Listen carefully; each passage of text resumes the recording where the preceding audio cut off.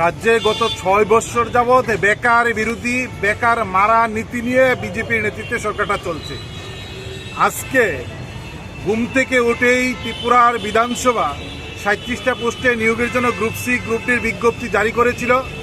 বেকাররা পকেটে টাকা দিয়ে ফর্ম পূরণ করে এই অ্যাপ্লিকেশন পূরণ করে আজকে সেই নিয়োগ প্রক্রিয়া সম্পূর্ণভাবে অ্যাসেম্বলি বাতিল করে দিয়েছেন। তারপর কিছুক্ষণ আগে টিপিএসসি 6টা পোস্টে টিআইটিতে অ্যাসিস্ট্যান্ট প্রফেসর নিয়োগের জন্য বিজ্ঞপ্তি জারি করে কিছুক্ষণ আগে একটা নোটিশ দিয়ে এই নিয়োগ প্রক্রিয়া বাতিল করে দিয়েছেন।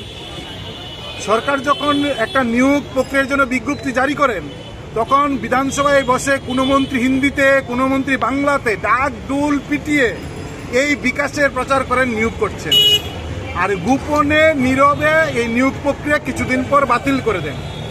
আমাদের ধারণা যে বিধানসভায় যে 37টা পোস্টে নিয়োগের জন্য লক্ষ লক্ষ টাকা সংগৃহীত হয়েছে, বেকারের পকেটের টাকা নিয়োগে পূরণ করতে গিয়ে জমা দিয়েছেন। এখন সরকার যদি টাকা রোজগারের জন্য প্রতারণার রাস্তা বেকারদের সামনে ফাঁদ পেতে দেন, ভয়ঙ্কর সরকার। আমরা বামপন্থী ছাত্র যুবরা দাবি করছি রাজ্যের শিক্ষিত বেকাররা ঐক্যবদ্ধ হন। যেভাবে বেকারদের নিয়োগের প্রক্রিয়া বাতিল করছে, রাজ্যের বেকারদের দায়িত্ব নিতে হবে। এই সরকারকে আগামী দিনে বাতিল করতে হবে দ্রুত। কি চলছে?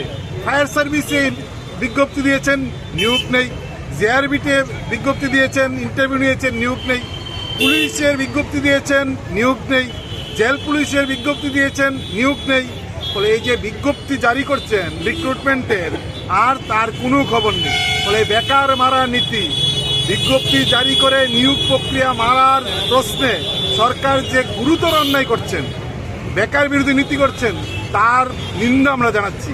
এবং আমরা খবর পাচ্ছি এই যে সরাসরি সরকারি দপ্তরে সরকারি নিয়োগ, এটাকে বেসরকারিভাবে কোনো পরীক্ষা ছাড়া, কোনো ইন্টারভিউ ছাড়া আউটসোর্সিংয়ে কীভাবে নিয়োগ করা যায়, নিজের ঘরের ছেলেদের বেআইনি বাঁকা পথে আউটসোর্সিংয়ের নাম করে বিনা ইন্টারভিউতে কীভাবে নিয়োগ করা যায়, তার জন্য অ্যাসেম্বলিতে এই প্রক্রিয়া বাতিল করেছেন।